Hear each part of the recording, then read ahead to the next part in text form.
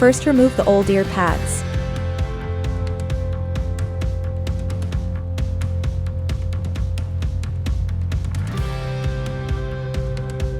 Second, slip the ear pad's edge into the ear cup gap.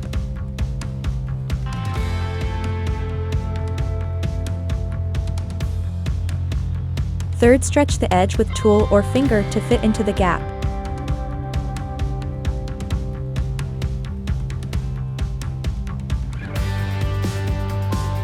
Fourth, secure the edge into the gap.